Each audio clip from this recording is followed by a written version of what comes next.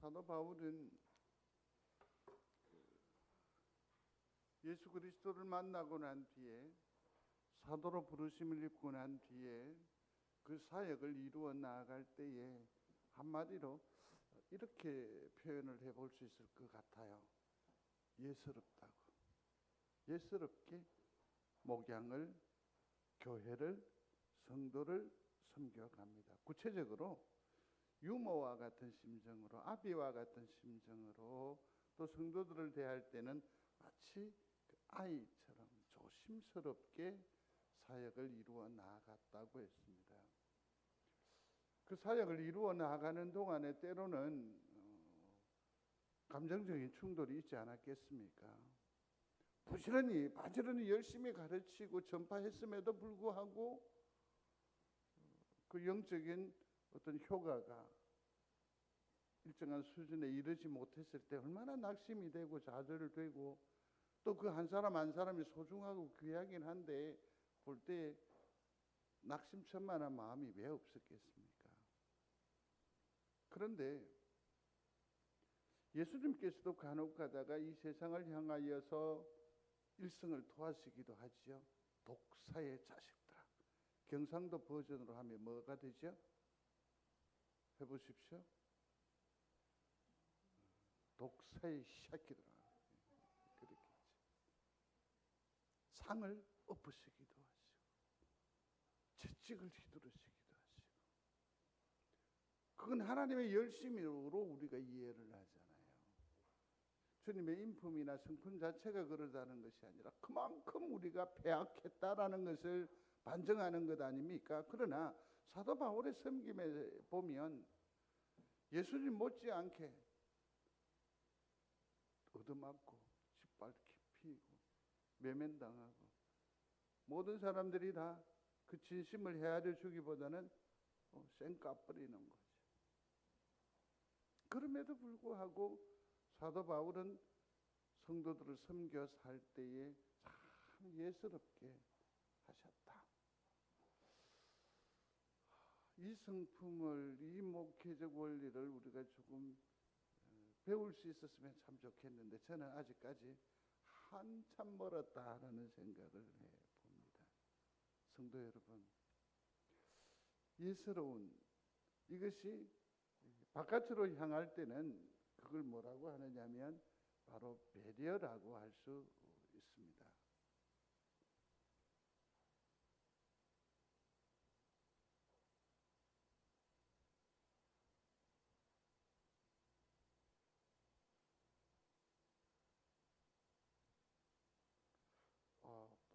이 프레지가 바뀌어 왔는데요.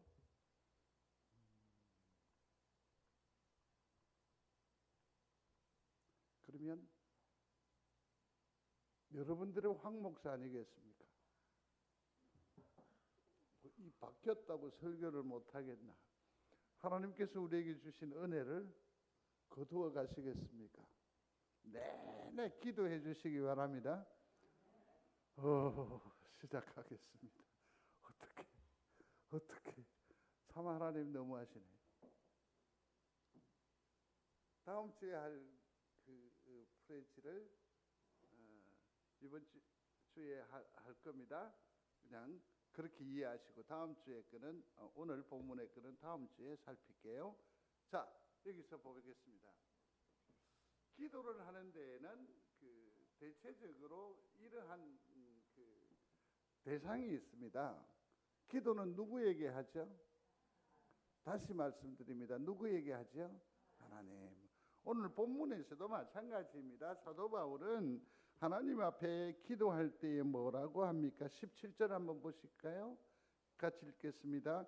우리 주 예수 그리스도의 하나님 영광의 아버지께서 지혜와 계시의 영을 너희에게 주사 하나님을 알게 하시고, 그 기도할 때에 제일 먼저 호명을 어떻게 하십니까?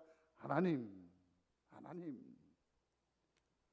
우리의 기도를 들으시는 하나님. 이게 바로 우리의 기도의 대상이 된다라고요. 일전에도 한번 말씀을 드려본 것 같은데 좀 더 친근한 마음의 표현으로 기도하실 때에 예수님께 기도하는 경우도 있지요. 주일학교 같은 경우에도. 그러나 엄격하게 기도의 대상은 누구 있습니까? 하나님이십니다. 이를 믿는 여러분들이 되시기를 바랍니다. 엄격하게 기도의 대상은 누구다? 하나님이다. 그러면 우리가 기도하는 것을 누가 듣습니까? 하나님께 들리우는 여기에 촉매가 있어요. 기도를 효과 있게 하는 것이요, 효력 있게 하시는 이가 누굽니까? 예수님이세요. 그래서 여러분 기도할 때의 끝자락에 누구의 이름으로? 예수의 이름으로 기도합니다라고 하는 이유가 바로 여기에 있습니다.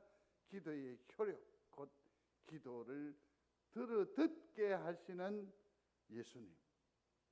아주 중요하죠. 그러면 기도에 있어서는 이 두 가지 요소를 절대로 잊으면 안 됩니다.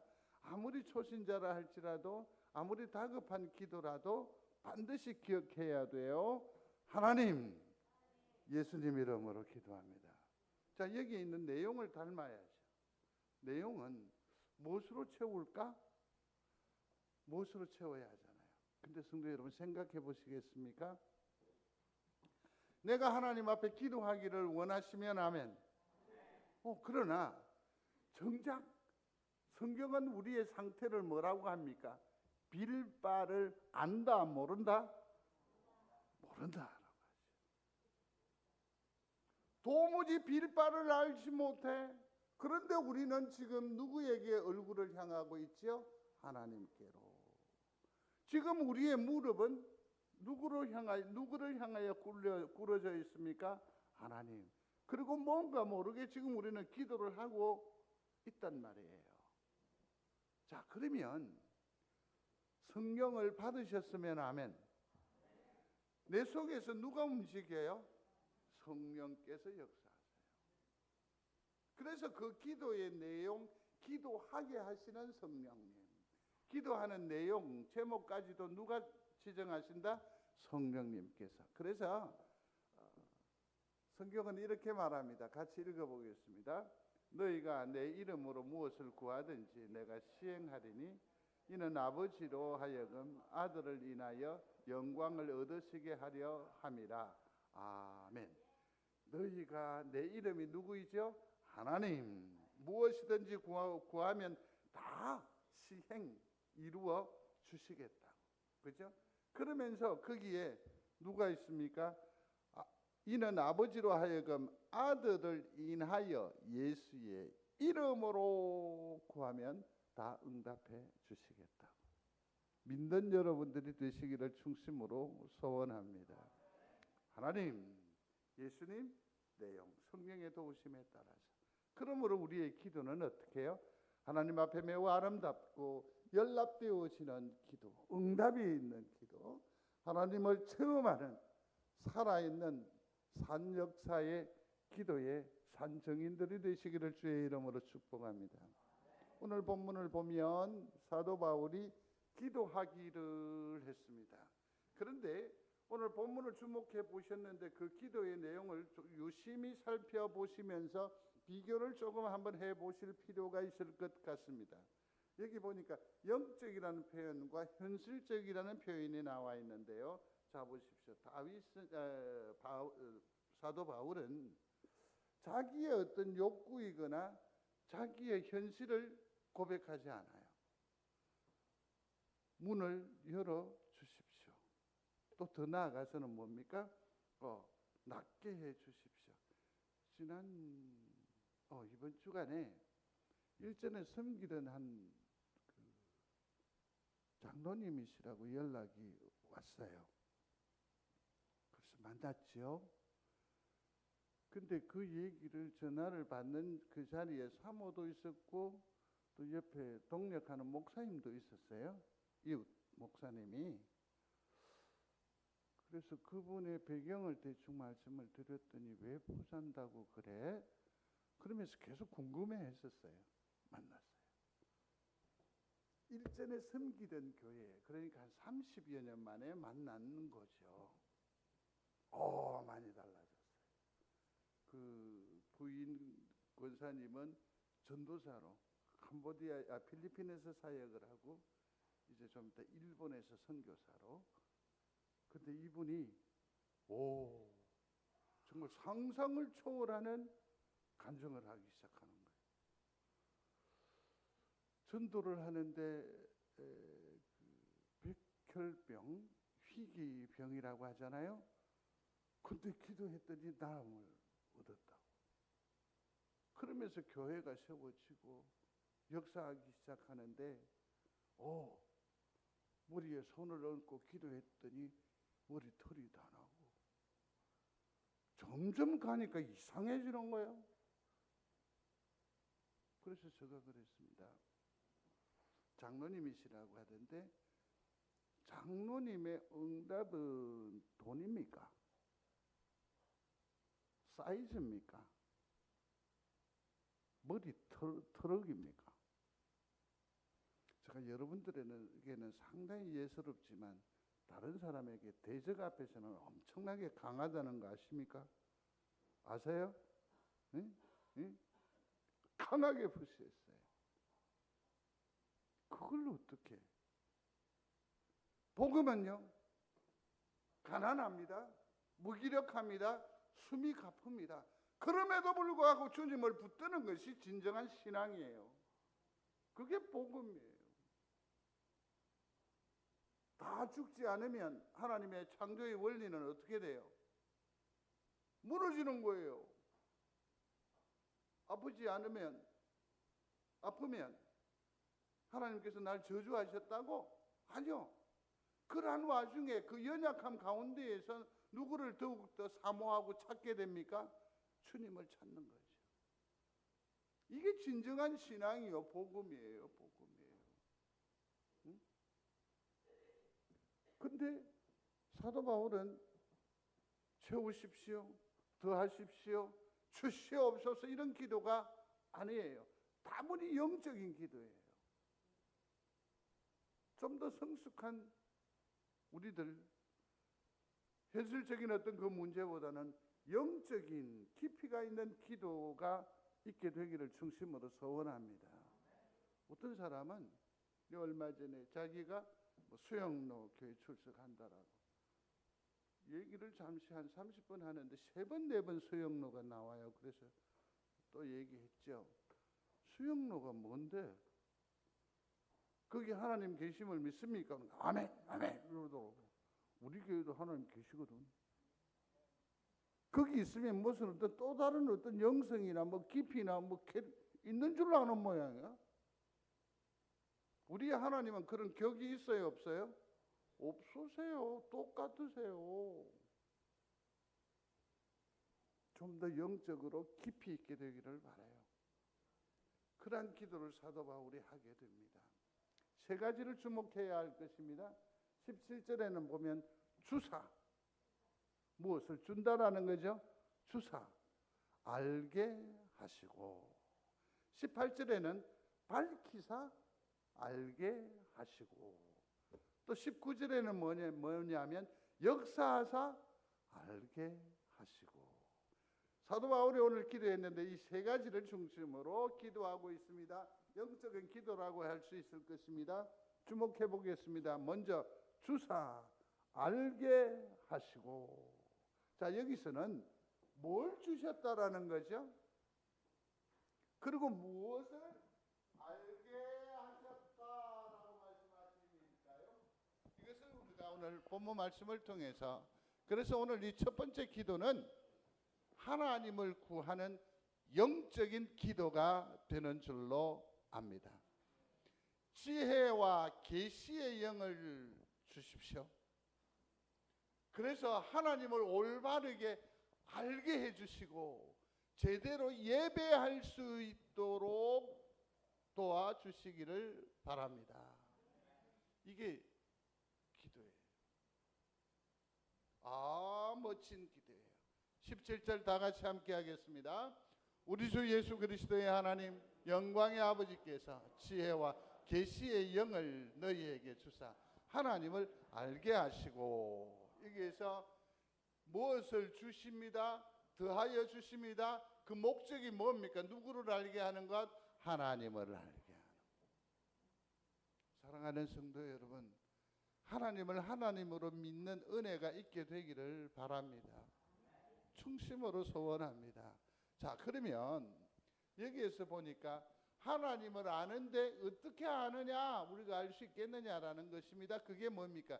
지혜와 계시의 영이 우리에게 임하면 내가 하나님을 제대로 발견할 수 있습니다. 의지할 수 있습니다.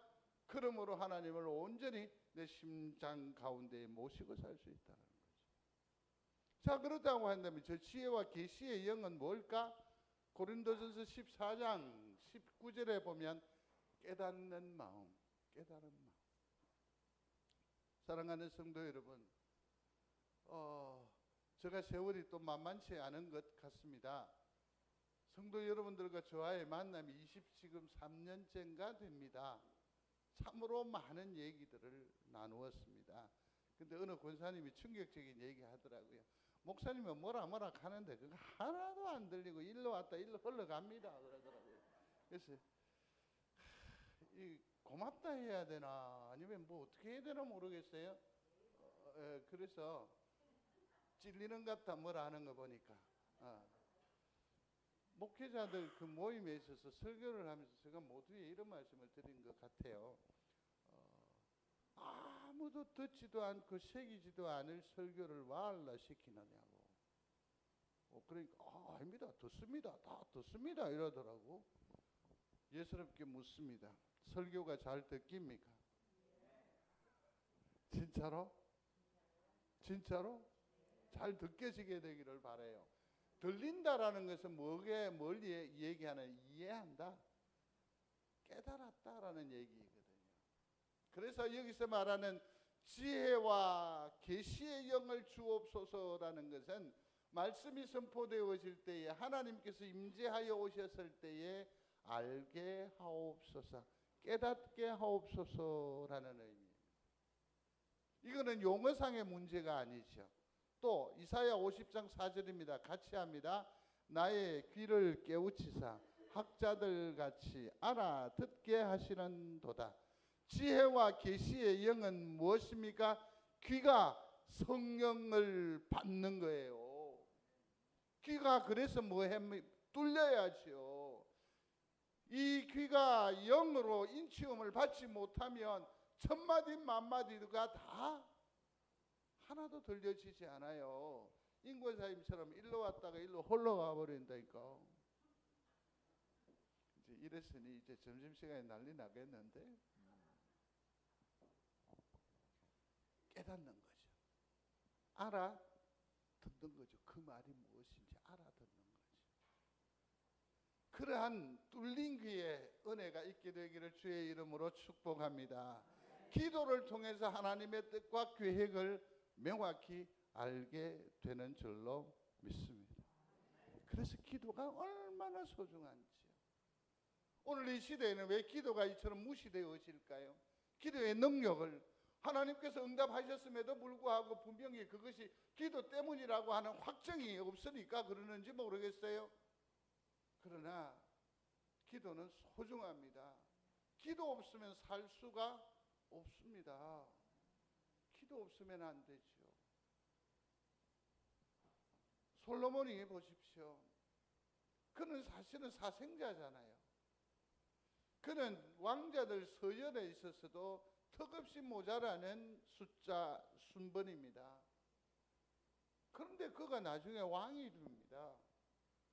그에게서는 다윗의 용맹함이라든지 또 사무엘과 같은 큰 영적인 어떤 하나님과의 교류라든지 아무 그 기미도 보이지 않습니다. 느닷없이 솔로몬이 등장하게 됩니다. 왕으로 등극하게 됩니다. 그러면서 그가 하나님의 나라를 감당하게 됩니다. 사울, 다윗, 솔로몬 세 번째 왕으로서 이스라엘을 치리하게 됩니다. 이럴 때에 보십시오. 그가 전에도 없었고 후에도 없었던 무엇? 이게 뭘까요? 지혜죠. 이것으로 다스리고 이것으로 섬기는 거죠. 기도하실 때에 지혜를 주옵소서. 말씀을 깨닫게 하여 주옵소서. 깨닫게 하여 주옵소서. 또 스데반도 한번 생각을 해볼까요? 이 스데반의 사람을 정의하기를, 소개하기를, 드러내기를 성령과 지혜가 충만하다고 했고 지혜와 성령으로 그는 말한다라고 했습니다. 사랑하는 성도 여러분, 깨닫는 은사가, 깨달은 은혜가 우리 중에 흘러 넘치시게 되기를 주의 이름으로 축복합니다. 그래서 누구를 발견하는 겁니까? 하나님.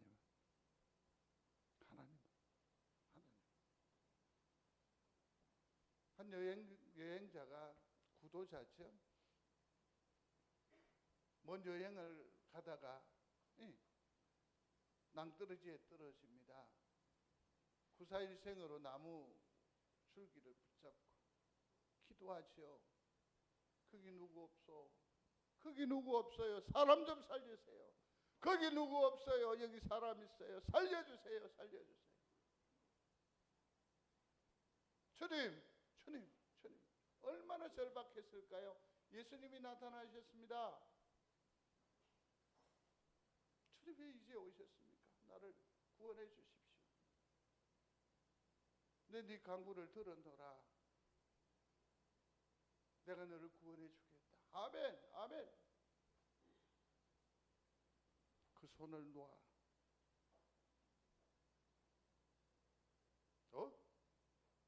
여러분 동의하시겠습니까? 다시 물어요. 동의하시겠습니까? 절벽에 매달려 있는데 주님은 뭐라고? 곡과 사다리를 보내주시든지 위에서 뭐 이렇게 해야지. 우리 그림에도 나와 있잖아요. 목자가 뭐 합니까? 양을 구할 때 지팡이를 이렇게 주든지 해야 될 건데 주님은 뭐라고? 놔버리죠. 여러분 우리가 하나님 앞에 기도할 때 이런 응답을 종종 받지 않아요? 저거. 근데 주님은 항상 뭐라고 합니까? 내보고 용서하라고. 내보고 보듬으라 하고. 내보고 참으라 하고. 견디라 하고. 놓으라는 것 아니에요. 그래서 이거 말하죠. 그 누구 다른 사람 없어요? 이게 오늘날 우리 신앙의 현주소 아니에요? 왜 그럴까요? 하나님에 대한 확신이 없어요. 하나님 주의 이름으로 모입니다. 주의 이름으로 역사합니다. 그러나 삶의 결정적인 순간에는 뭡니까? 하나님을 놓아버리는 경우가 너무너무 많아요. 지혜를 구하십시오. 그래서 하나님을 다시 한 번 더 초강력으로 붙드는 살아 역사하는 믿음의 사람들이 다 되시기를 주의 이름으로 축복합니다. 정말 필요하죠. 두 번째는 밝히사 알게 하시고. 한번 소리합니다. 밝히사 알게 하시고. 이건 상급이에요. 상급 중심의 축복 중심의 기도인데요. 자 18절입니다. 다 같이 읽겠습니다. 너희 마음의 눈을 밝히사 그의 부르심의 소망이 무엇이며 성도 안에서 그 기업의 영광의 풍성함이 무엇이며 라고 했습니다. 뭘 밝히사? 눈을 밝히사라고 했습니다. 그러면 눈을 열어서 뭘 보느냐 하면 부르심의 소망이라고 했습니다. 쉬운 말로 하겠습니다. 하나님께서 왜 이처럼 나를 사랑하셨고 무엇 때문에 나를 구원하셨는지를 눈이 열려지면 알고 깨달아진다는 거죠. 기업의 영광의 풍성함이라고 했습니다. 기업이 되었으니 지난 주간에 이미 묵상한 바 있습니다만은 이게 뭡니까? 하나님께서 우리에게 주신 그 복의 크기, 모양, 이것을 알게 해주신다는 거죠. 그 상급을 우리가 볼 수 있다면, 알 수 있다고 한다면 오늘 이길 수 있잖아요. 버틸 수 있잖아요. 견딜 수 있잖아요. 같이 읽겠습니다. 예수를 너희가 보지 못하였으나 사랑하는도다. 이제도 보지 못하나 믿고 말할 수 없는 영광스러운 즐거움으로 기뻐하니 믿음의 결국 곧 영혼의 구원을 받음이라.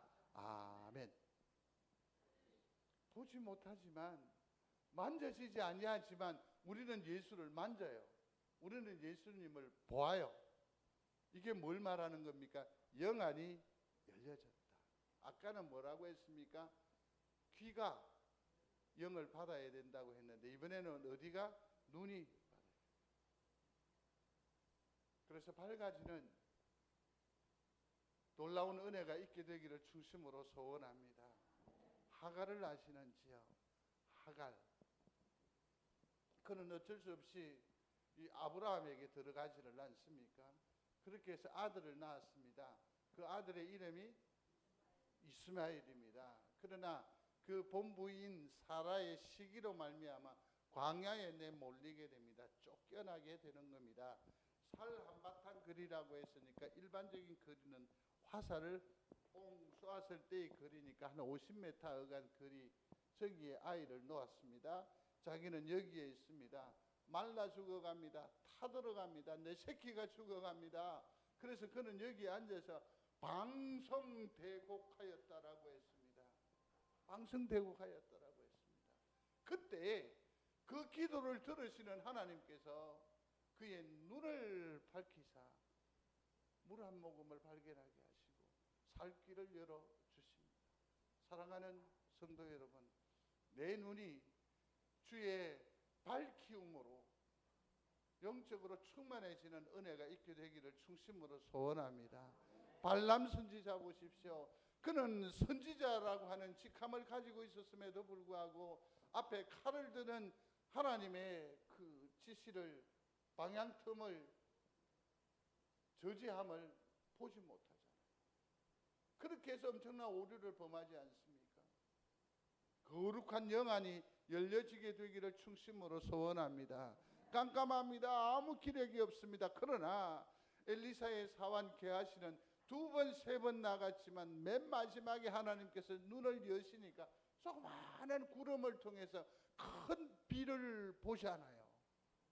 성도 여러분, 눈이 열려져서 조그마한 구름을 통해서 큰 은혜의 폭포수를 보는 은혜가 있게 되기를 주의 이름으로 축복합니다.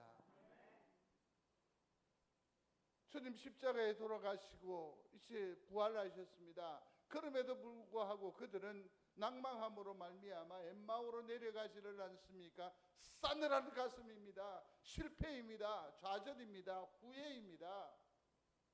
그 그러면 터벅일 수밖에 없었을 것입니다. 그러나 주님께서 권하여 주는 그 음식을 한 입 뜨는 순간 눈이 밝아져서 그가 바로 누구?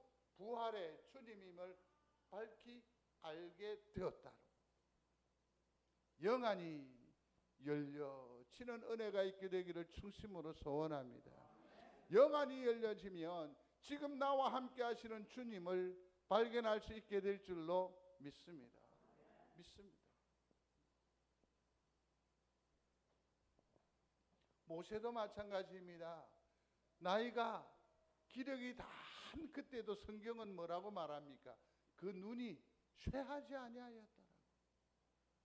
우리에게도 영안이 열려지는 은혜를 늘 사모하시기를 바랍니다.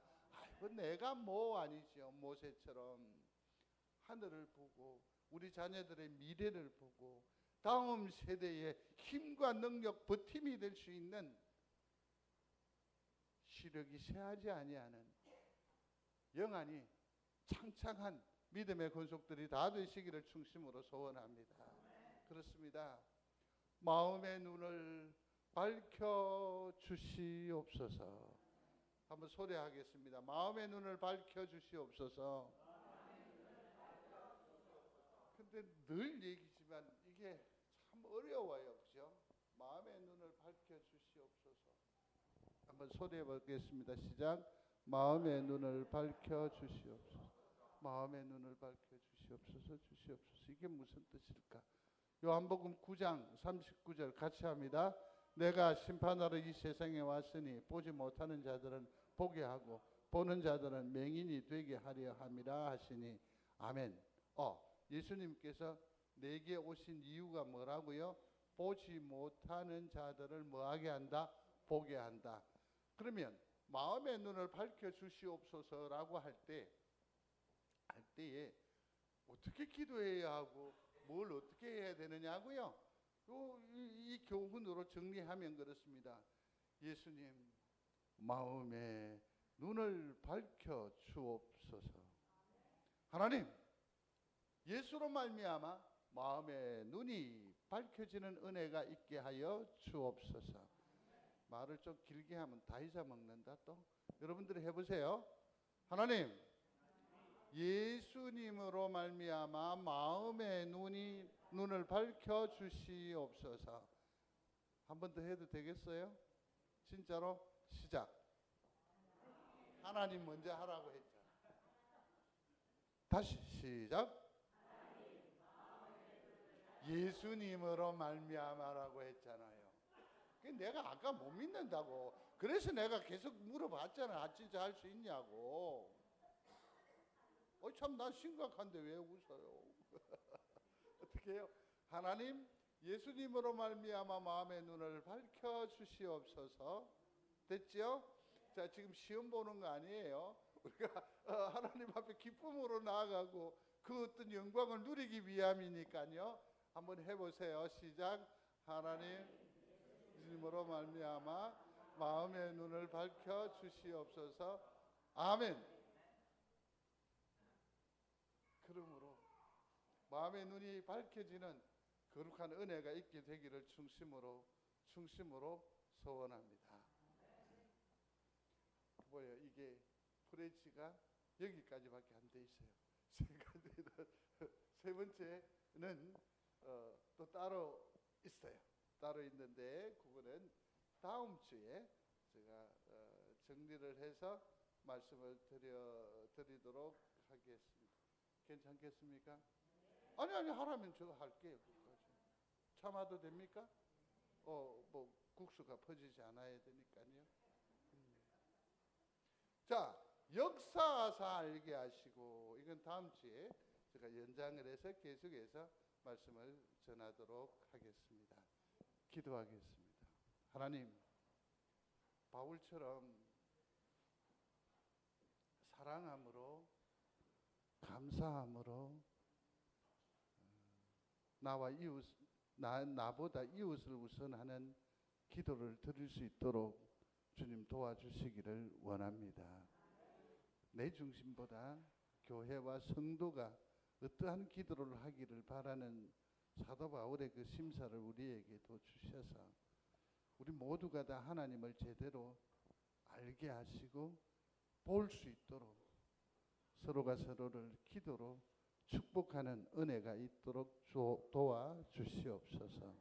오늘 하루 내내 주께서 우리 가운데에서 영광을 받으실 줄로 믿고 감사하고 예수님 이름으로 기도드립니다.